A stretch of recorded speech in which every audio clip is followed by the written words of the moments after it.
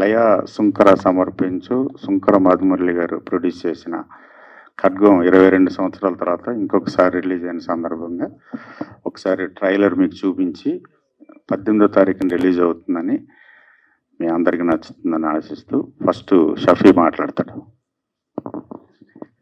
State సినిమాలకి ధీటుగా release సినిమాలు రిలీజ్ అవుతున్నాయి.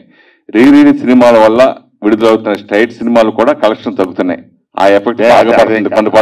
జరిగినాయి.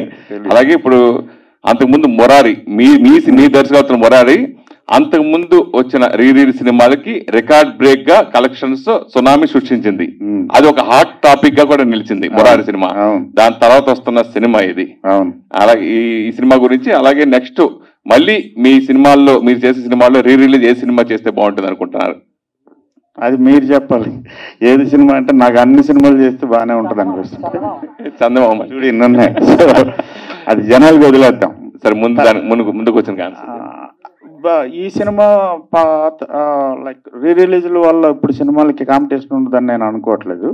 First thing. Second thing, Murari నా పర్సనల్ రీజన్ ఏంటంటే, నా అనాలిసిస్ ఏంటంటే, Murari for the last 2 decades బాగా dark cinema, dark emotions, dark scenes ఎక్కువైపోయింది, వైలెన్స్ ఎక్కువైపోయింది. వాటి మధ్యలో సడన్గా కలర్ఫుల్ ఫ్యామిలీ అండ్ మ్యూజికల్ రావటం, అది మహేష్ బాబు మేజర్ ఫ్యాక్టర్ దానికి. And Mahesh Babu fans major factor. Plus మురారికి సపరేట్గా ఒక సెక్ట్ ఆఫ్ ఫ్యాన్స్ ఉన్నారు. వాళ్ళందరి వల్ల అంత పెద్ద రెస్పాన్స్ వచ్చిందని అనుకుంటున్నాను. బట్ బేసిక్ రీజను బాగా డార్క్ ఎక్కువైపోతుంది సినిమాలో. ఇది సినిమా అప్పుడు సెన్సేషన్ సృష్టించేసినా కానీ కొంచెం కాంట్రవర్సీగా మీరు చేసిన అంతకుముందు సినిమాలకి ఈ సినిమా చాలా డిఫరెంట్. లైక్ ఇప్పుడు ప్రకాష్ రాజ్ గారి క్యారెక్టర్ గురించి కానీ అప్పుడు కూడా బాగా చర్చనీయంగా మాట్లాడుకున్నారు. సో మీకు అప్పుడు వచ్చిన ఎదుర్కొన్న సమస్యల గురించి కానీ, తర్వాత వచ్చిన అప్లాజ్ గురించి కానీ ఏం చెప్తారండి? అప్లాజ్ ఫెంటాస్టిక్ అప్లాజ్ వచ్చింది. నాకు ఇప్పటి వరకు కూడా ఒక 4-5 ఫిల్మ్స్ ఉన్నాయి నేను చేసిన వాటిలో, అన్నిటికీ చాలా గొప్ప రెస్పెక్ట్, గొప్ప ఎఫెక్షన్ వచ్చింది. So I'm very very grateful to all the producers in the first place, అలాంటి సినిమా చేయనిచ్చినందుకు ఫస్ట్. సెకండ్, ఆఫ్ కోర్స్ మన audience, most beloved audience, I'm happy. తర్వాత వచ్చిన ప్రాబ్లమ్స్ అంటే అవి అప్పుడుతో అయిపోయినాయి కదా, ఇప్పుడు ఎందుకు వెళ్ళుకోవడం.